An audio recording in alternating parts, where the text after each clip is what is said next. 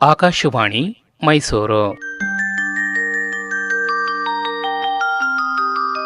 ಕಸ್ತೂರಿ ಮಾತ್ರೆ ವಾರಕ್ಕೊಂದು. ಕಸ್ತೂರಿಯವರ ಹಾಸ್ಯ ಬರಹಗಳ ಬಾನುಲಿ ಲಾಸ್ಯ.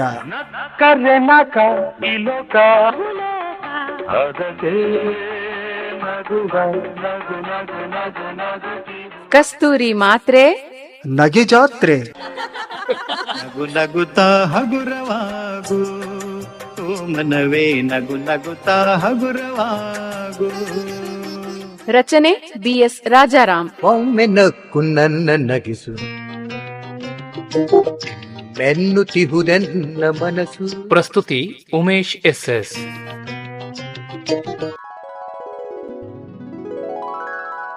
ಪ್ರಸಂಗ ನೀಲಾಂಬರಿ.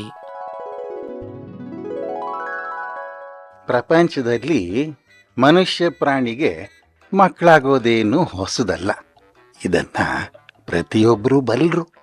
ಆದರೂ ತಂದೆ ತಾಯಂದರು ತಮ್ಮ ಮೊದಲನೇ ಮಗು ಕೈ ಬೀಸಿದ್ರೆ ಜೈ, ಆಕಳಿಸಿದ್ರೆ ಆಶ್ಚರ್ಯ, ತೊದಲಿದರೆ ತೋಳು ಚಪ್ಪುರಿಸೋದು, ಹೊಸಲು ದಾಟಿದ್ರೆ ಹೊರಳಾಡೋದು.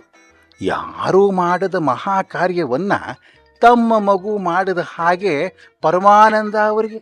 ಈ ಸಂತೋಷವನ್ನ ಬಾಗಿಲು ಹಾಕ್ಕೊಂಡು ತಾವೇ ಸವಿದ್ರೆ ಸಾಲದೆ ಮನೆಗೆ ಬಂದವರಿಗೆಲ್ಲ ಮಗು ಮೂಗಿನ ಸಿಂಬಳವನ್ನು ಹಚ್ಚಿ ಕಳಿಸ್ತಾರೆ.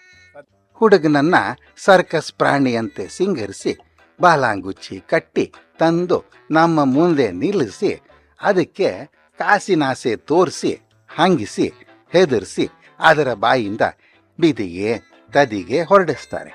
ಇಂಥ 108 ಪುತ್ರ ಪ್ರಮೇಯಗಳನ್ನು ಕೇಳಿದ ನಂತರ ಅಂತಹ ಅತಿ ವಾತ್ಸಲ್ಯದವರ ಮನೆಗಳಿಗೆ ಹೋಗೋದನ್ನೇ ನಿಲ್ಲಿಸ್ಬಿಟ್ಟಿದ್ದೀನಿ ನಾನು. ಆದರೆ ನಾವಾಗಿ ನುಗ್ಗದೆ ಇದ್ರೂ ಗ್ರಹಚಾರ ಅಂತ ಒಂದಿದೆಯಲ್ಲ, ನಾವಿದ್ದ ಕಡೆಗೆ ಆಪತ್ತುಗಳನ್ನು ತಂದೊದಗಿಸೋದಕ್ಕೆ. ಮೊನ್ನೆ ನನ್ನ ಪಾಡಿಗೆ ನಾನು ರೈಲಿನಲ್ಲಿ ಹೋಗ್ತಾ ಇದ್ದೆ. ಟಿಕೆಟ್ ತಗೊಂಡು ಗಾಡೀಲಿ ನಾನು ಇನ್ನೊಬ್ಬಾತ, ಇಬ್ಬರು. ಮುಂದಿನ ಸ್ಟೇಷನ್ಗೆ ಏತ್ತಾ ಇತ್ತು ಇಂಜಿನ್ನು. ಎದುರಿಗಿದ್ದ ಆಸಾಮಿಯ ಬಿಳಿ ಶರ್ಟು ಜೇಬಿನ ಕೆಳಭಾಗದಲ್ಲಿ ಕಾಸಿನಷ್ಟಗಲ ಪೆಪ್ಪರ್ಮೆಂಟಿನ ಕೆಂಪು ಬಣ್ಣದ ಕಲೆ ಕಾಣಿಸ್ತಾ ಇತ್ತು. ಬಲೆಯಾಗಿದ್ದ ಅವನ ಚೀಲದೊಳಗಿಂದ 3 ಕಾಸಿನ ತಗಡಿನ ಪೀಪಿಯೊಂದು ನನ್ನನ್ನು ನೋಡಿ ಅಣಕಿಸ್ತಾ ಇತ್ತು. ಮಕ್ಕಳ ಬುದ್ಧಿ ಎಷ್ಟು ಅಂತೀರಾ ರಾಯ್ರೆ? ಎಷ್ಟು? ನನ್ನ ಚೇಚುನ ಒಂದೇ ಒಂದ್ ಸಾರಿ ಮೈಸೂರಿಂದ ಬೆಂಗಳೂರಿಗೆ ಕರೆದುಕೊಂಡು ಹೋಗಿ ಬಂದಿದ್ದೇನೆ ಅಷ್ಟೇ. ಉದ್ದಕ್ಕೂ ಎಲ್ಲಾ ಸ್ಟೇಷನ್ಗಳ ಹೆಸರನ್ನ ಹೇಳ್ತಾನೆ.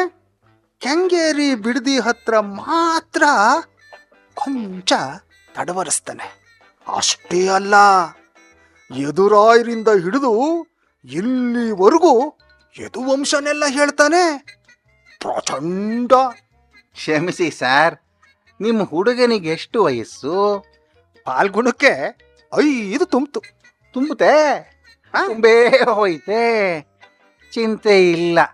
ನಿಮ್ಮ ಹುಡುಗ 8ನೇ ಹೆಂಡಿರ ಹೆಸರುಗಳನ್ನೆಲ್ಲ ತಪ್ಪದೆ ಹೇಳ್ತಾನಿಯೇ.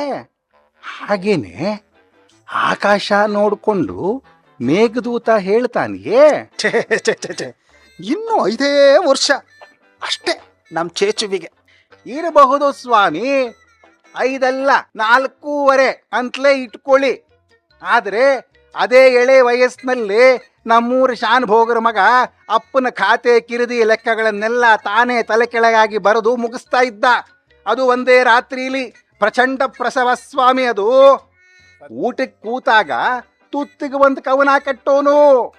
ಅವನು ಅತ್ರೆ ರಾಗಮಾಲಿಕೆ, ಮರ ಹತ್ತಿದ್ರೆ ಸಾಕ್ಷಾತ್ ಆಂಜನೇಯ. ಬಿಡಿ, ಅಂದ್ರೆ ಲೆಕ್ಕ ಬರೆಯೋದೇನ್ ಮಹಾ.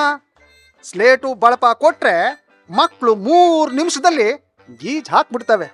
ಆದ್ರೆ 5 ವಯಸ್ಸಿನಲ್ಲೇ ನಮ್ ಚೇಚುವಿನ ಹಾಗೆ ಸಂಗೀತ ಶಾಸ್ತ್ರವನ್ನ.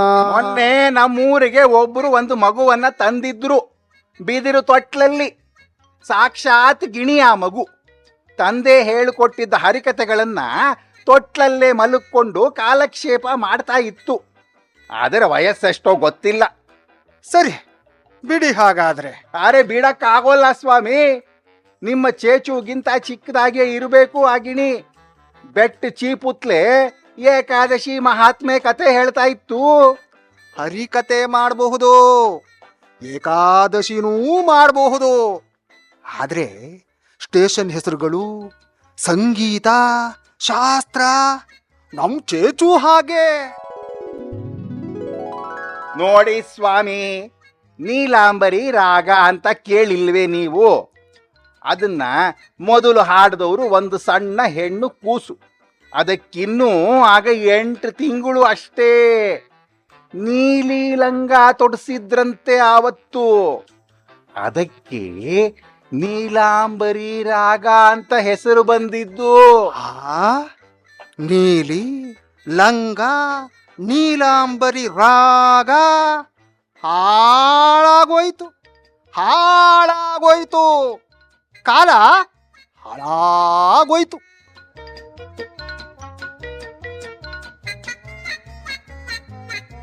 ಕಸ್ತೂರಿ ಮಾತ್ರೆ ವಾರಕ್ಕೊಂದು. ನಾ ಕಸ್ತೂರಿಯವರ ಹಾಸ್ಯ ಬರಹಗಳ ಬಾನುಲಿ ಲಾಸ್ಯ.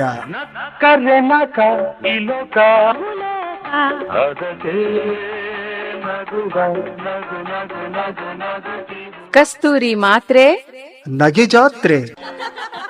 ನಗು ನಗುತ್ತಾ ಹಗುರವಾಗು ಓ ಮನವೇ, ನಗು ನಗುತ್ತಾ ಹಗುರವಾಗು.